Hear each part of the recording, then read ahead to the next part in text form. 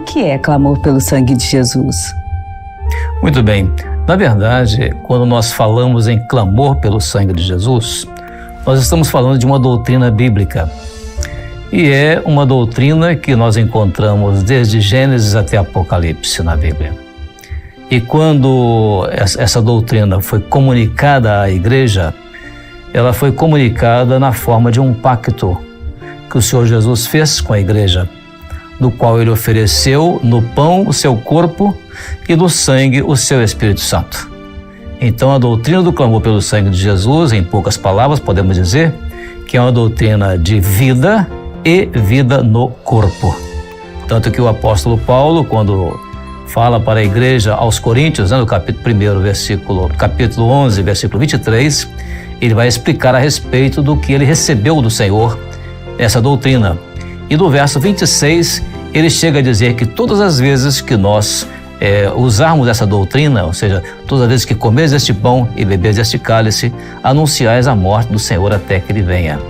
Então aquilo está relacionado, portanto, a uma doutrina que é de vida, porque é o pão, e é uma doutrina que é o sangue, né, a vida, e é uma doutrina que é de corpo, em razão do pão. E o que é notável também nessa doutrina é que quando nós falamos do sangue de Jesus, nós falamos de uma vida que vem da eternidade. Aquilo que estava no início com Deus, conforme relatado no apóstolo João, ao escrever o Evangelho de João, ele fala que essa vida estava lá no princípio com Deus. Era o Verbo, e o Verbo era Deus, e o Verbo estava com Deus. E logo em seguida ele diz que esse Verbo, nele estava a vida.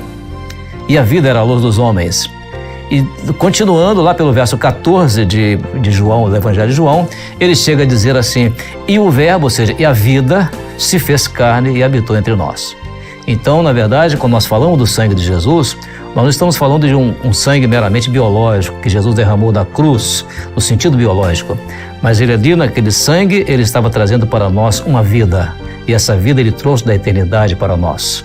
E essa vida veio para habitar em nós. De que maneira? Através do Espírito Santo. Então, o sangue, o clamor pelo sangue de Jesus, ou a doutrina do poder do sangue de Jesus, está ligada ao Espírito Santo, que é a vida.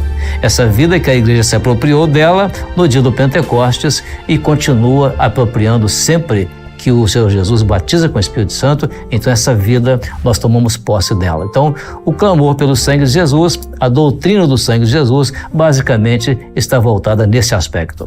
Amém, glória a Jesus.